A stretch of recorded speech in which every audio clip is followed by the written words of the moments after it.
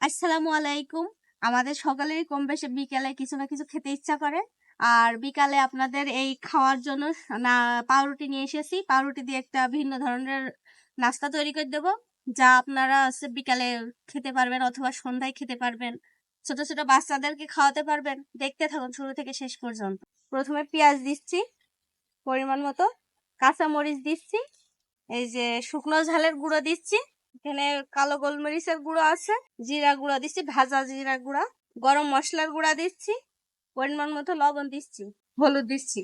এবার এগুলো সুন্দর করে মিশিয়ে নিচ্ছি। একটা ডিম দিই, এটা সুন্দর করে মিশিয়ে নিতে হবে। এটা মেশানো শেষ। এবার এর ভিতরে কিছু আলু সিদ্ধ করে রেখেছিলাম, সেগুলো দিয়ে দিচ্ছি।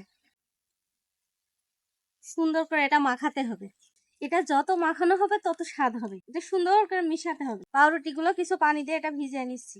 এটা সুন্দর করে মাখিয়ে নিতে হবে। এগুলো সুন্দর করে মিশানো হয়ে গিয়েছে। এবার এর ভিতরে বেসন দিয়ে দেবে। তেল দিয়ে দিচ্ছি ভাজার জন্য। এটা এভাবে বল বল করে এরপরে দিয়ে দিচ্ছি। আপনারা চাইলে যে যেমন ইচ্ছা তেমন শেপ করে দিতে পারেন। আপনারা শুধু একবার খেয়ে দেখবেন, বারবার খেতে ইচ্ছা করবে। আপনাদেরকে খেয়ে দেখাচ্ছি কেমন হয়েছে। দেখুন কত সুন্দর হয়েছে। দেখুন ভিতরটা কত সফট, কত সুন্দর হয়েছে। আবার এদিকে মুসমুসে হয়েছে। সত্যি খুব ভালো লাগছে খেয়ে, অনেক স্বাদ।